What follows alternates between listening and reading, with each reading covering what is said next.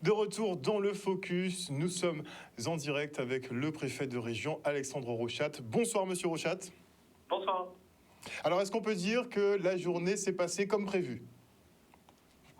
Ça, je vous laisse la responsabilité de dire que la journée s'est passée comme prévu. En tout cas, pour l'instant, on a mis en place un certain nombre de mesures avec l'ensemble des acteurs et des personnes responsables en Guadeloupe pour se préserver de ce qui arrive maintenant, c'est-à-dire la vigilance rouge, comme on l'avait laissé entendre, et l'arrivée dans les quelques heures qui arrivent de la partie la plus violente, c'est-à-dire celle qui est chargée de pluie et qui va arriver d'ici 22 heures jusque demain matin. Vos services sont prêts ? Les services, mais pas seulement les miens, les services de tout le monde sont prêts, les services de l'État, mais aussi les services des collectivités, le SDIS, qui, comme vous le savez, n'est pas un service de l'État, mais un service qui est conjoint avec le département, et puis les services des communes. J'étais en lien il n'y a pas si longtemps avec un maire, avec lequel on parlait de la mise en place d'abris potentiels dans sa commune. Est-ce que chaque commune dispose d'abris anticycloniques justement pour ce type d'événement ? Alors là, en l'occurrence, on n'a pas besoin d'abri anticyclonique puisque ce n'est pas un niveau de cyclone, mais d'abri potentiel, oui. Vous savez, le sujet, ça va être, à mon avis, de traiter les suites et les conséquences du passage de Fiona, c'est-à-dire les risques d'inondation.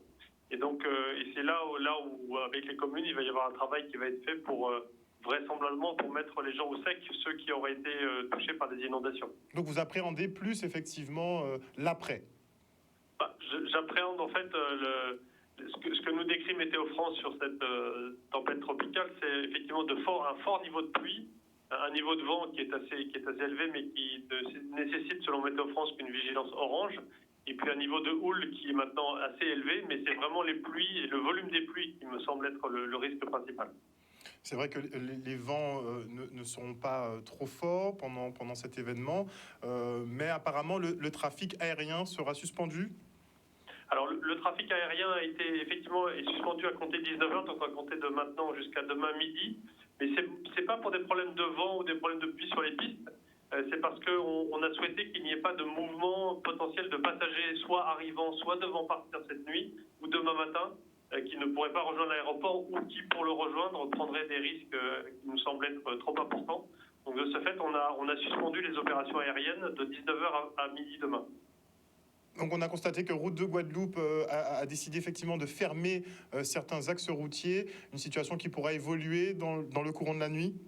Oui, ça va. Alors évidemment, ça va évoluer. Route de Guadeloupe connaît bien la situation des routes du territoire, évidemment, et donc à titre préventif, elle a souhaité fermer la route de la Traversée, qui est une route qui peut être soumise à des chutes d'arbres quand il y a du vent et des fortes pluies. Donc pour éviter des problèmes, elle a préféré la fermer. Elle la réouvrira demain matin au jour levé. Et puis il y a une route à Saint-Louis parce qu'il y a un gué qui a déjà débordé, donc qui a été aussi fermé pour éviter que des gens qui seraient imprudents ne prennent cet axe.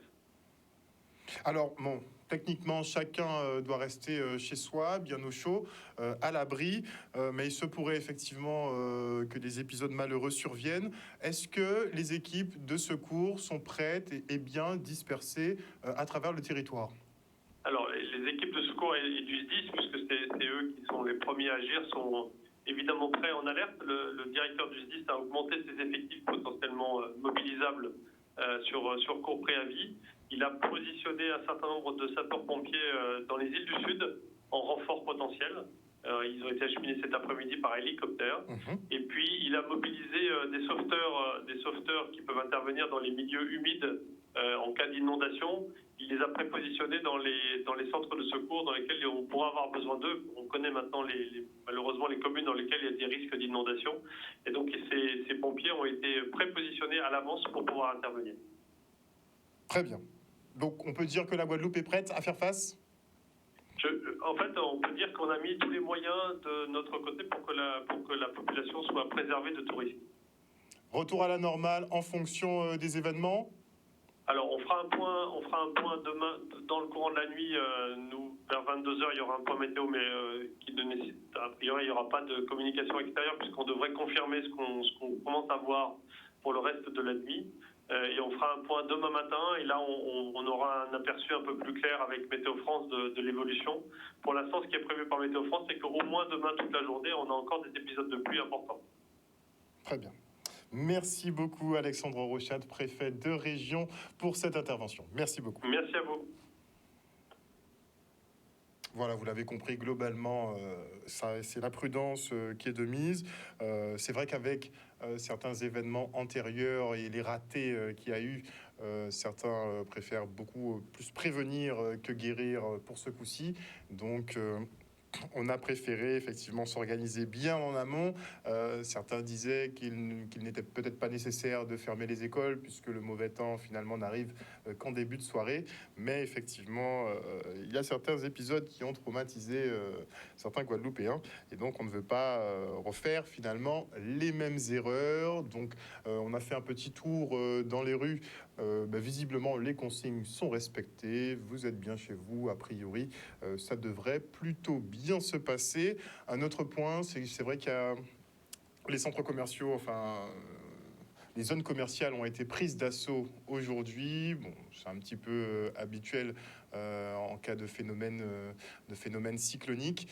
Il y a une petite panique qui s'est installée dans la journée. Bon, c'est peut-être par rapport au fait que ce soit l'anniversaire du cyclone Hugo qui était passé dans la nuit du 16 au 17 septembre 1989. Et donc, on a cette Fiona qui arrive et certains, effectivement, ont un mauvais pressentiment quant à l'arrivée de cette tempête. Bon, au-delà du mauvais pressentiment, il y a des faits. On a quand même un très gros nuage qui est très chargé en pluie, qu'il entend bien déverser en grande partie sur nous, avec les conséquences que ça aura. Moi, je salue déjà, j'envoie beaucoup de force à l'agglomération pointoise, aux îles du Sud, les îles du Sud qui seront particulièrement impactées. Donc, on leur envoie beaucoup de force et beaucoup de courage. On se retrouve tout à l'heure.